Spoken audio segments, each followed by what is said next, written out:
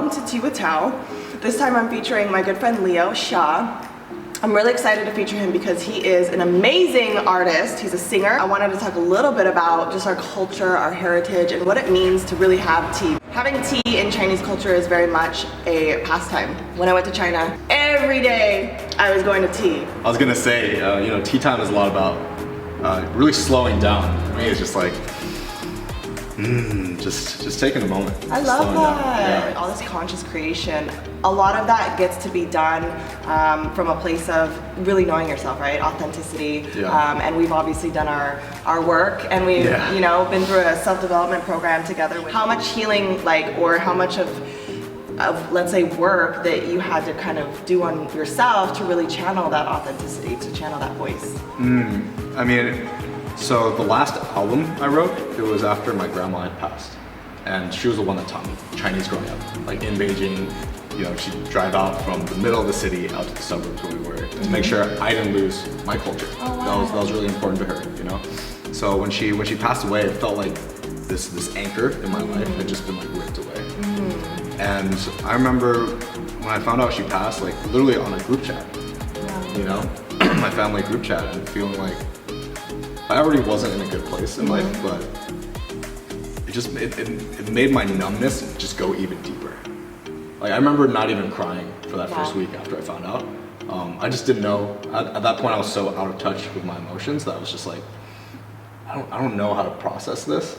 And it was actually meeting Andrea, my now girlfriend, and a crazy breathwork session that allowed me to finally just even cry again. Wow.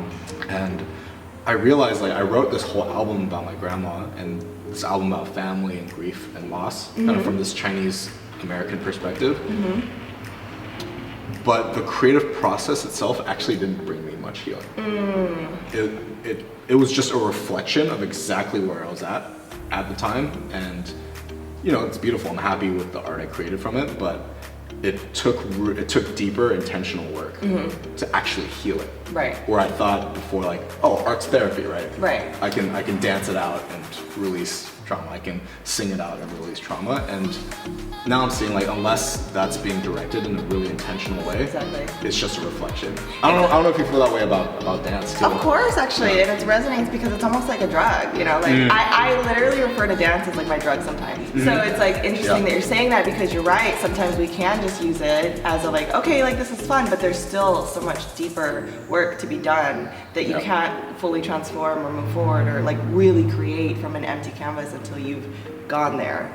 Yeah. So, and I think drugs can be used the same way. They can either be used just to fun and numb and let's just, put a pause on what's going on. Or, I interviewed somebody the other day and he spoke on ayahuasca and the fact that when you use it intentionally, it can be really healing. So that's just interesting. I just wanted to touch on that. Yeah, intention. Exactly. Right? So there's all these different mechanisms that we use: dance, music, drugs, or even self-development programs.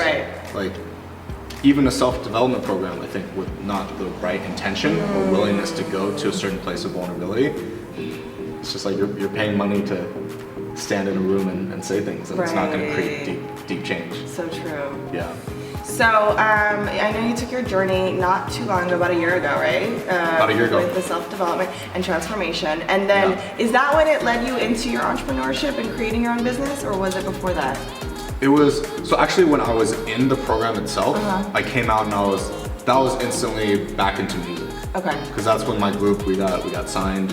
We're prepping a new album, prepping for the first national tour, which COVID just erased basically. It was actually when COVID hit and our tour got canceled, it forced me to slow down and be like, why am I doing music? Because you know how that LA energy we started talking about? Exactly.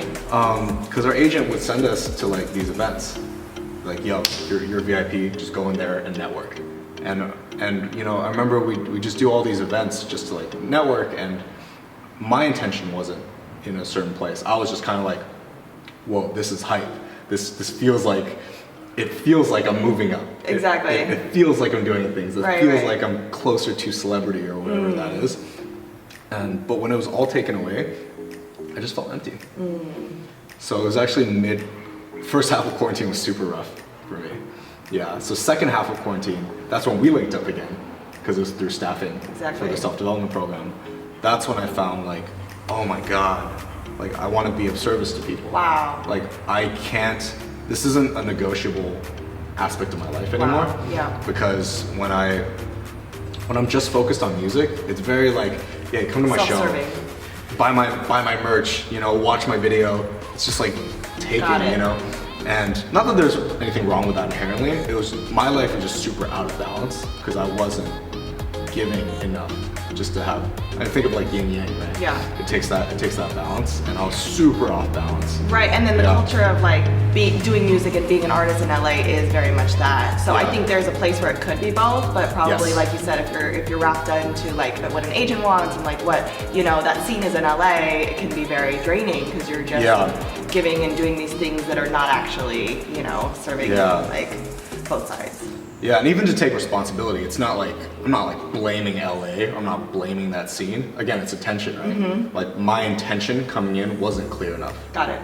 And like I wasn't clear enough on who I was, so then the scene dictated who I was. Got you. Versus now, having done a lot of more work and being grounded in service, it's like, cool, I know who I am, now I can navigate.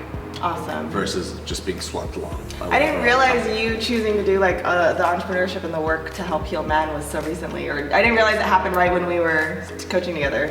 It was mid coaching together. That's so when cool. I was like, oh my God, I love this. Yeah. I love being able to just see or like support someone through their most vulnerable and deepest stuff. Right. Because that's like the stuff that runs us. So I was like, wow. Just like the honor of someone trusting me to guide them through a process like that, it still blows my mind. Yeah. You know, so it's like I'm trying to not have imposter syndrome, but also like be humble with it, right? Right. Not take for granted. Yeah, like wow. You know, because I'm always looking like, oh, when's the next client? When's the next price point or whatever? But to really slow down and be like, wow, I'm serving people at a deeper capacity than I ever have before. And I know that that's who I truly, like beneath all the stuff, that's just who I am. Got it. So just for the audience, like, can you then explain exactly what you're doing right now? As an artist, I talk about healing in all its facets, my own healing, how I can support other people in their healing, and just really vulnerably what I believe human relationships are about, that connection. And in the men's work, I just believe men deserve healing, like deep healing. I was talking to a friend who's an EDM producer the other day, and he was talking about, hey, I take things really personally. It's tough during this time when music isn't going the way I want to. I mean, the whole industry shut down, right? And then a few questions deeper, it's like, oh, it's something to do with my parents. Like, oh, that's the come from. You can kind of be at the surface level of like, oh, I think I'm lazy. I just need to work harder. Versus like the deeper. No, there's something blocking. The deeper cut is like, do you believe you're worthy of success? Or like what specific relationship, you know, maybe with parents, maybe something with an ex, is blocking you. I share a crazy story. Of course. Yeah, so I was working with this client, and we're talking about clearing, like a clearing conversation where, you know, we're like, if you have something in the past maybe that didn't go so well with someone, and you just want to clear the air and just take responsibility for your side. And I was asking him to do it with one of his first girlfriends. Something about that relationship was still tugging at his heart, and he was super resistant. And then I had this moment where I realized, oh, he's a reflection of me. And I haven't had this conversation with my first girlfriend. So I know this isn't like coaching protocol, but I was like, yo, I'm gonna do that this week with you as well. Like, I'm also gonna be in the fire with you, because I cannot ask you to go somewhere that I've done. Because that to me is leadership. Totally. Right?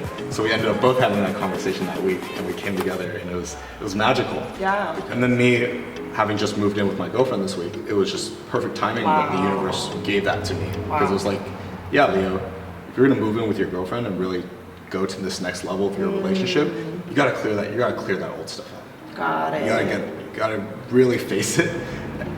It was scary, you know, it wasn't fun. I was like super nervous leading up to that phone call, but after it was like, yeah, I deserve that. clear. Wow. Because I deserve to be free of these things from the past.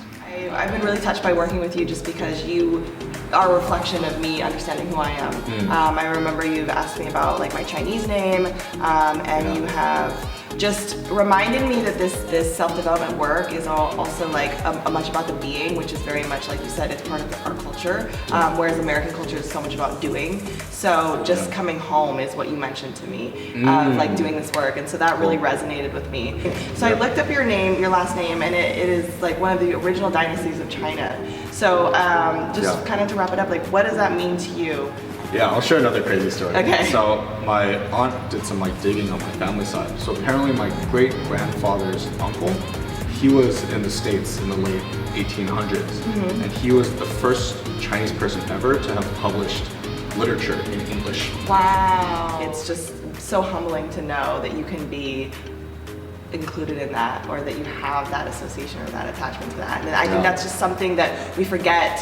Sometimes I forget, just being in America, we call it a like microwave bubble, because it's just so much consumerism. There's always that next thing that we just forget to come back within, look inside, and go back, or just like be with the vastness of who we are, you know, rather than always just like constantly like cutting our time short or cutting ourselves short. So thank you for sharing that. And then just lastly, like what are you currently working on right now? You know, how can we either support you or follow you? So obviously I work with people one-on-one, men especially, Asian men especially, and I do a bi-weekly men's group called Seen and Heard, and I keep it to 5 men per session. So if there's any men out there, you know, you're looking for a space to just be with other men, and it's not a place for like, oh, let's share our feelings. It's like, let's really talk about it. Get real. Yeah, what's going on, man? Yeah. And I think a lot of men don't have that space right now, Asian men especially, but this is for men of all backgrounds. So that's what I'm working on in terms of